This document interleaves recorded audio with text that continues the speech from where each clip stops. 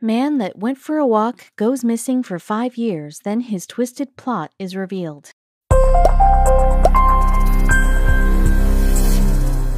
Most people in Chatteris, England believe that Ricardus Pusas was murdered in 2015.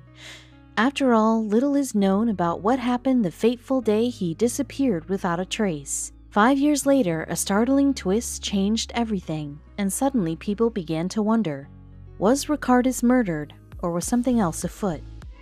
On September 15, 2015, Ricardus Pusas went missing after a shift at a food production company in the small sleepy town of Chatteris, England. For the most part, nothing had been out of the ordinary.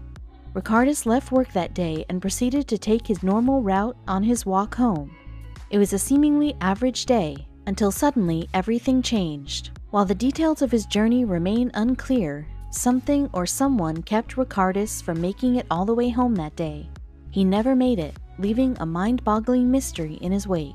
The next day, Pusas didn't show up to work. His absence didn't immediately raise any eyebrows, but after a couple of days, people took note.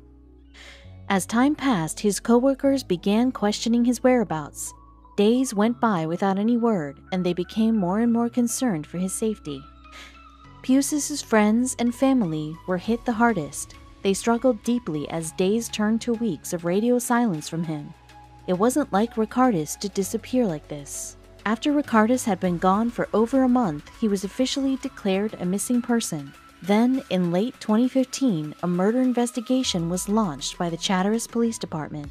The case itself baffled the small-town police department, which rarely dealt with cases of this nature. People don't just disappear into midair, leaving the entire town shocked in the process. Authorities scoured Chatteris and its surrounding areas.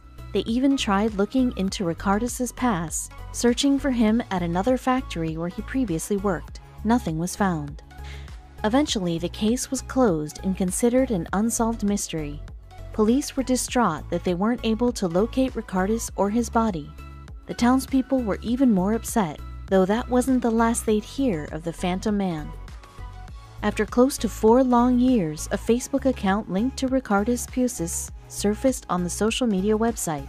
How could a dead man create a social media account? The Facebook page displayed photos of Ricardus that looked like they'd been taken after the time of his disappearance. Suddenly, there was life in the case once again. It was a shocking discovery, especially since Pusas was widely considered to be dead.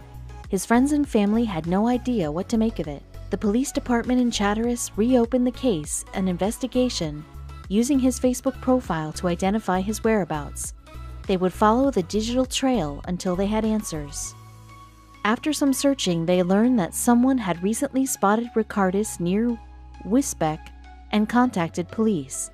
They now had a solid lead and were one step closer to the truth. Afraid that Ricardus may be in some kind of imminent danger, police raced to find the factory worker in time. Many feared the worst, but what they found was far more shocking. After an extensive manhunt, a group of officers finally found Ricardus. As they looked around them, they realized there was no way anyone could have known where he'd been hiding all these years. After 5 years, the police discovered Ricardus hiding underneath a mountain of dense undergrowth, just 17 miles from the factory where he'd once been an employee. But they still had so many questions. While the man had been found, mystery still surrounds the case. Not much is known about why he disappeared and chose to hide for so many years, but police have some theories. Since finding him, police have launched a second investigation into Pusas' potential exploitation by criminal forces. Then again, a case of a reclusive hermit shows that sometimes people go off the grid for more sinister reasons. When most people decide to take a break from life's stresses, a week-long trip to a tropical locale will usually suffice. All people need is some brief time to recharge before returning to daily life. The North Pond Hermit saw it differently. For Christopher Thomas Knight, the North Pond Hermit, that wasn't even close to being enough. Raised in Albion, Maine in 1965, Christopher had a relatively normal upbringing for the most part. Christopher always had a hard time relating to other people, even his peers. He preferred enjoying his own company to spending time with others. But even though he mostly kept to himself, he was smart and his future looked promising. Yet in 1986, just as his life was supposedly coming together, Christopher ran away from everything he knew.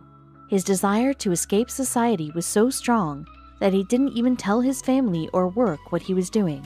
In fact, with no map or compass, not even he knew where he was going. After driving in no particular direction, Christopher ditched his green Subaru, leaving the keys in the ignition. Armed with a tent and backpack, he began his trek into the unknown. There was just one problem: he had zero experience living in the wilderness. He spent his first 2 weeks simply traversing the main forests, but he soon realized how ill-prepared he'd been, especially in terms of getting food. He had no weapons to hunt, and he was forced to eat berries, which were harder to find than expected. Christopher eventually realized he would have to break into nearby cabins for food while the inhabitants were away. At first, he stole mostly from their gardens, hoping that they would think it was a wild animal who took their vegetables. Simultaneously, Christopher soon began to deal with the harsh elements in the main wilderness. His tent would no longer suffice, and so one night, he decided to sleep in an empty cabin. Too afraid the owners would return to find him, he decided to sleep outdoors from that point forward, no matter how bad the weather. Christopher did eventually find an area to stay. It was so off the beaten path that he knew no one would ever just stumble upon him.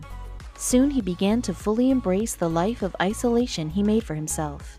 After creating a structure to live in, he did his best to keep quiet at all times, for fear that someone would somehow hear him.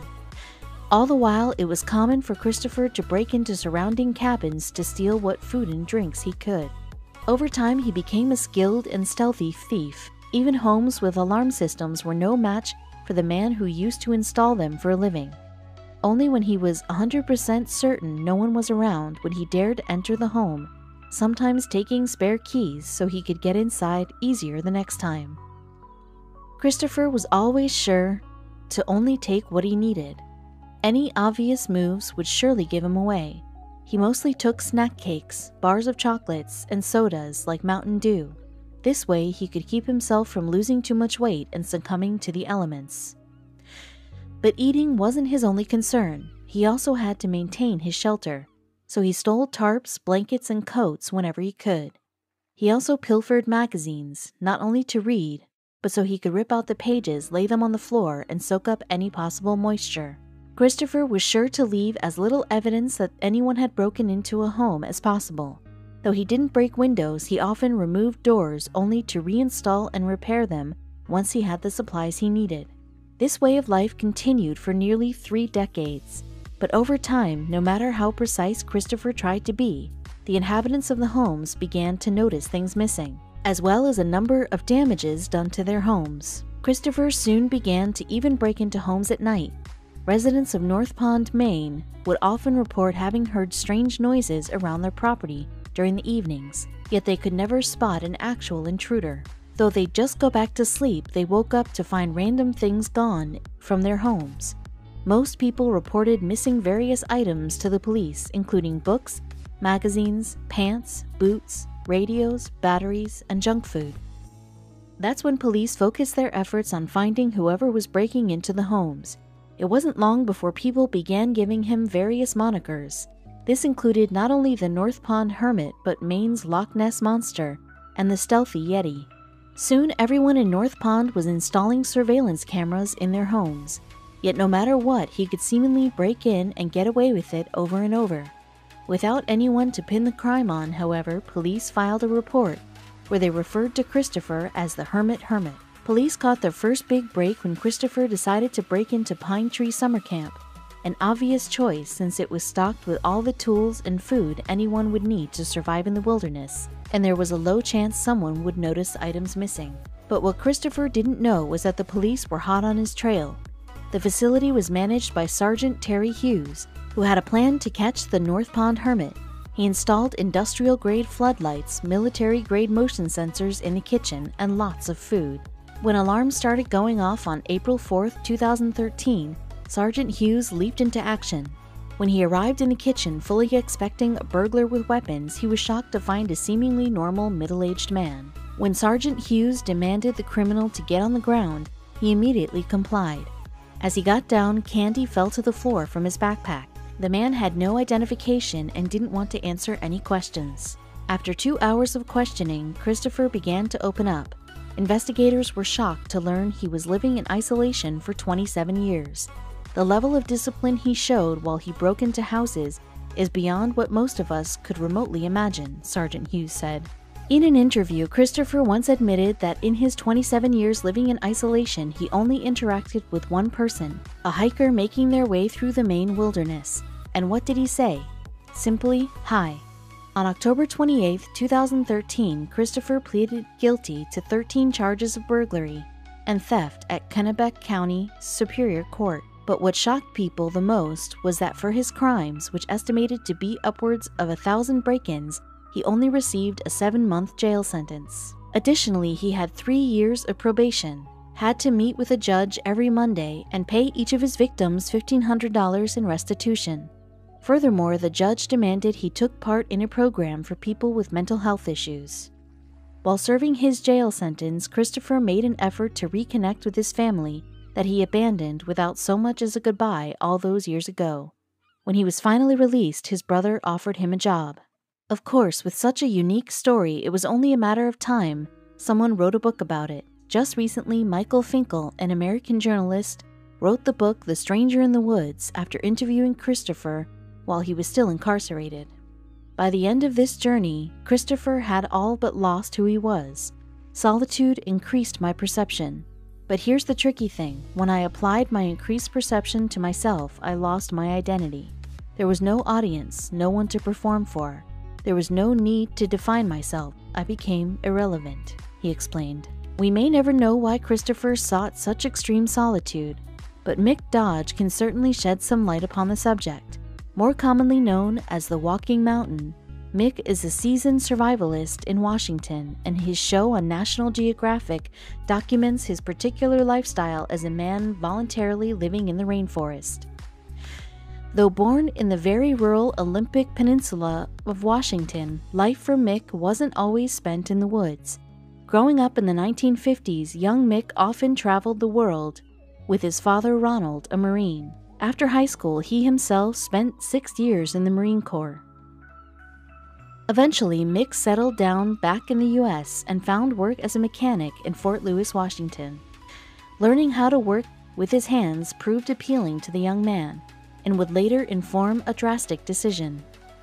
The idea of getting back to his family roots was starting to take hold in Mick's mind, as his Scottish-Irish immigrant ancestors were among the earliest European settlers of the Pacific Northwest. My family's perfected the art of dodging civilization for hundreds of years, Mick explained. Similarly, Mick's father always emphasized the importance of physical fitness.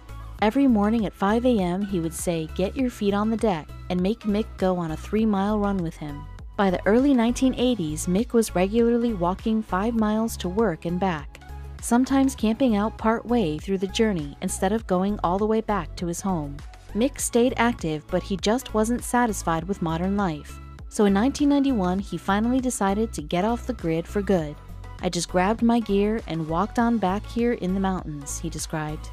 From that point forward, Mick made his home the Hoh Rainforest, a place he spent most of his childhood. He lived off the land, relying on mainly his wits and what nature provides, often using caves and tree stumps for shelter. Mick gave up just about every modern luxury, even shoes, besides his claim that walking barefoot allows him to be more sensitive to nature. It's helped relieve foot problems that plagued him throughout most of his life. He also finds significance in the fact that feet have over 200,000 nerve endings. "My feet became my compass, my feet became my map," he said. This connection to nature is reflected in Mick's toes. Even without a television or computer, Mick finds plenty to keep him busy. Besides the time it takes to do what's necessary to survive, such as hunting, he reads books, meditates, and still enjoys running. In time, Mick started to develop an almost legendary reputation, earning nicknames such as the Barefoot Nomad, Barefoot Sensei, Walking Mountain, the Jedi Master for aspiring survivalists, the Hobbit, and even the Forrest Gump of Middle-earth. Mick may have lost interest in mainstream society, but that didn't stop him from attracting media attention. In 2014, National Geographic created its own reality show, The Legend of Mick Dodge, documenting his unconventional life. Of course, Mick himself is barely interested in TV, especially when he's so busy just trying to survive. He spent a great deal of time gathering food like mushrooms and fish, while sometimes indulging in more unusual snacks like worms and even boiled rocks, which he claims are a source of nutrients in their own right. Mick's archery skills, as taught by his grandfather, are an asset to his hunting. He's actually a pacifist, but he says primal hunger puts him into hunger mode when he naturally craves a meaty protein fix. It's not all just about nutrition though. In the summer, Mick enjoys jam juice, a fermented drink of his own invention made from a variety of berries, including blackberries, huckleberries, and blueberries, mixed with spring water and oxalis leaves. The winter comes with unique challenges, especially with Mick usually being barefoot. In fact, he almost lost his toes one year from freezing. Luckily, he's found ways to protect himself with things like buckskin boots. Mick may live off the grid, but he's hardly a hermit. He enjoys instructing groups of ordinary people in physical fitness through his Earth Gym program. Participants enjoy his unique mix of exercises and endearing personality, including his catchphrase, yoish. He also hasn't cut himself off from his friends or family. In fact, he once attended the wedding of his best friend's daughter by spending nearly a month hiking and camping all the way to Northern California.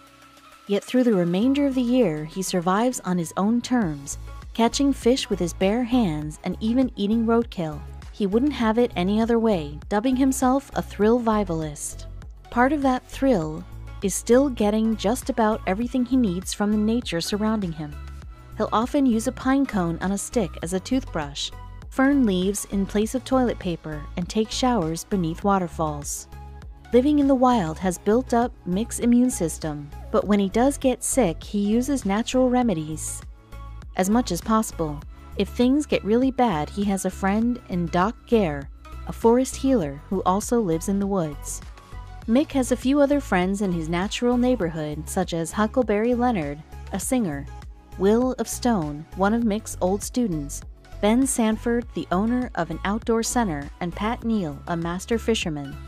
Mick even has man's best friend of his own, Gabu the dog. They help keep each other safe, and he even trusts her to go off on her own adventures for hours on end before finding her way back to him. Mick would probably agree that the best things in life are free because he doesn't have any form of currency. He was paid for the Legend of Mick Dodge, but he donated all his earnings to the Olympic Mountain Earth Wisdom Circle community, which he's a member of. When Mick can't find what he needs on his own, he gets it from bartering, often by visiting thrift shops. He once traded a pair of leather pants for a strong bow and arrow. Weapons like that can literally be a lifesaver for a hunter like Mick. Although it's not just animals that pose a threat, the most dangerous encounters that I have ever had in the gated wilds, walls of the city, and in the open fenced lands are with two-footed creatures, he claims, citing an incident in which he was almost run over by a driver distracted by his cell phone. Even with all the time Mick spends just trying to survive on his own, his life isn't without certain luxuries. Just check out this makeshift hot tub that helps him relax and recover from the physical pains of the day. Since Mick had a TV show, it's been easy for people to question the authenticity of his lifestyle. He's admitted to sometimes venturing back to civilization for modern comforts like chocolate chip cookies, and even making Skype calls to help promote the show. But otherwise, his life is still in the woods. Nobody can deny that the real deal, however, might be an entire community of hermits.